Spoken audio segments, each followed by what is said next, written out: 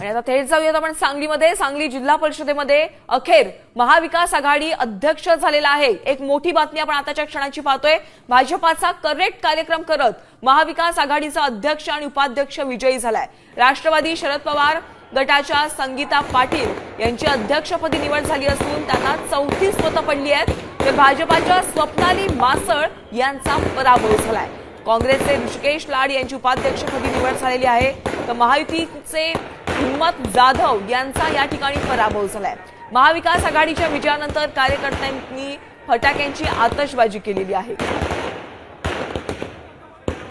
एक मोठी घडामोड आपण पाहतोय। महाविकास आघाडीनं महायुतीला एक मोठा धक्का दिलेला आहे। सांगली झेडपीत महाविकास आघाडीचाच अध्यक्ष आणि उपाध्यक्ष झालेला आहे। तर या विजयानंतर महाविकास आघाडीकडून सांगली झेडपीच्या समोरच जोरदार आतषबाजी करण्यात आलेली आहे फटाक्यांची। आपण या दृश्यांच्या माध्यमातून पाहतोय। विजयी उमेदवारांना खांद्यावर घेऊन कार्यकर्ते गुलालाची उधळण करत एकच विजय जल्लोष करतायत। आमचे प्रतिनिधी विजय पाटील थेट सांगलीतून आपल्यासोबत जोडले गेलेले आहेत। विजय, आपण पाहतोय महाविकास आघाडीनं महायुतीला एक मोठा धक्का दिलेला आहे। महाविकास आघाडीचाच अध्यक्ष झालाय सांगली झेडपीत। नक्कीच भाजपला सांगली जिल्ह्यामध्ये महाविकास आघाडीने धक्का दिलेला आहे, कारण दोन्हीकडून या ठिकाणी प्रयत्न चालू होते। दोघांचंही काठावर बहुमत या ठिकाणी होतं, मात्र महाविकास आघाडीने या ठिकाणी चांगल्या बहुमताने या ठिकाणी आपला अध्यक्ष आणि उपाध्यक्ष या ठिकाणी निवडून आणलेला आहे।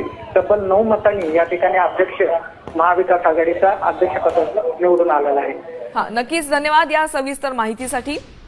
आपण पाहतोय सांगली झेडपीमध्ये महाविकास आघाडीचाच अध्यक्ष आणि उपाध्यक्ष झालेला आहे।